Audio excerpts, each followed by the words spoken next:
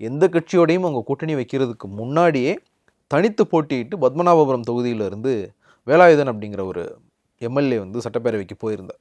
So அந்த அளவுக்கு வந்து அவங்களுடைய ஓட்டிங் பேட்டர்னுமே வந்து மாறிடுச்சு. 2016 சட்டப்பேரவை தேர்தல் முடிஞ்சதற்கு பிறகு அதிமுக ஆட்சி அமைச்சிருக்கு. ஆனால் அவங்களால ஒரு தொகுதியை கூட கன்னியாகுமரி மாவட்டத்தில் ஜெயிக்க முடியல அப்படிங்கிறத தாண்டி ஒரு தொகுதியில் பாஜகவுக்கு கீழே வந்து அதிமுக போயிருக்கு. அப்படிங்கும்போது தான் ஒரு கம்யூனல் போலரைசேஷன் வந்து இங்கே நடக்குது. நீங்கள் மைனாரிட்டியாக இருந்தீங்க அப்படின்னா நீங்கள் திமுக காங்கிரஸ் கூட்டணிக்கு தான் வாக்களிக்கணும் அப்படிங்கிற ஒரு இடத்துக்கு வந்து கன்னியாகுமரியினுடைய அரசியல் வந்து செட் ஆயிடுச்சு.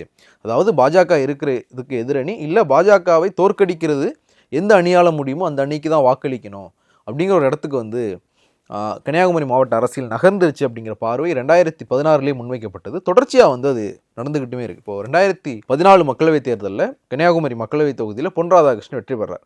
ஆனால் அது பொன் ராதாகிருஷ்ணனால் 2019 இல்லை 2021 நடந்த இடைத்தேர்தலையோ 2024 தேர்தலையோ வந்து வெற்றி பெற முடியல. ஏன்னா 2014 திமுகவும் காங்கிரஸும் தனித்தனியாக போட்டிடுறாங்க.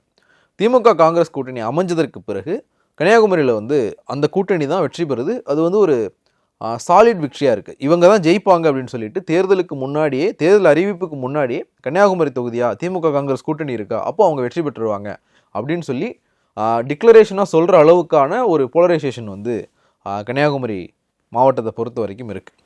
இப்போது சட்டப்பேரவை தொகுதியாக பார்க்கும்போது அங்கே ஒவ்வொரு அசம்பிளி செக்மெண்ட்ஸ்லேயும் வந்து ஓட்டிங் பேட்டர்ன்ஸ் டிஃபர் ஆகிறதுனால தான் கடந்த முறை 2 தொகுதிகளில் அதிமுக பாஜக கூட்டணி வெற்றி பெற்றிருந்தாங்க. கன்னியாகுமரியிலையும் நாகர்கோயிலையும் வந்து அதிமுக பாஜக கூட்டணி வெற்றி பெற்றிருந்தாங்க. அந்த 2 தொகுதிகளிலையுமே போட்டியிட்டது திமுக வேட்பாளர்கள்.